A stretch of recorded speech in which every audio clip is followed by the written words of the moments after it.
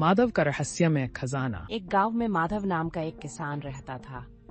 माधव एक दिन जंगल में लकड़ियां काटने गया।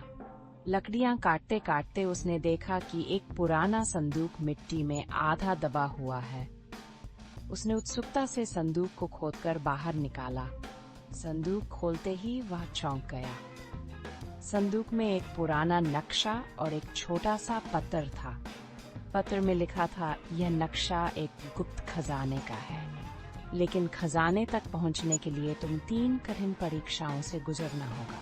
यह खजाना केवल उस व्यक्ति को मिलेगा जो सच्चे दिल और साहस के साथ इन परीक्षाओं का सामना करेगा। माधव ने सोचा, यह मेरी जिंदगी बदल सकता है, मुझे ये प्रयास करना चाहिए। उसने नक्शे का अनुसरण करना शुरू किया। पहली परीक्षा थी साहस की परीक्षा। उसे एक गहरे गुफा में जाना था जहां घना अंधेरा था और अजीब आवाजें आ रही थीं। माधव ने हिम्मत जुटाई और गुफा के अंदर गया। अंदर जाने पर उसे एक पुराना दीपक मिला जिससे गुफा रोशन हो गई। उसने दीपक उठा लिया और आगे बढ़ा।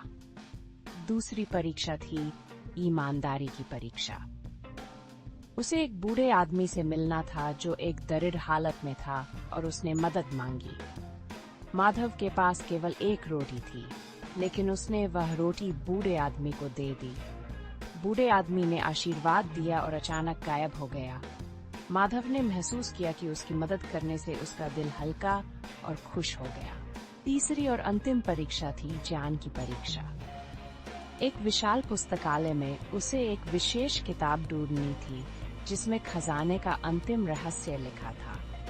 पुस्तकालय में हजारों किताबें थीं, लेकिन माधव ने धैर्य और समझदारी से किताबों को देखना शुरू किया।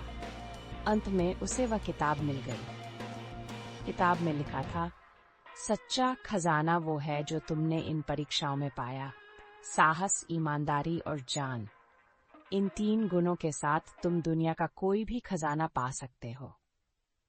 माधव ने समझ लिया कि असली खजाना बाहरी धन दौलत नहीं, बल्कि आंतरिक गुण है।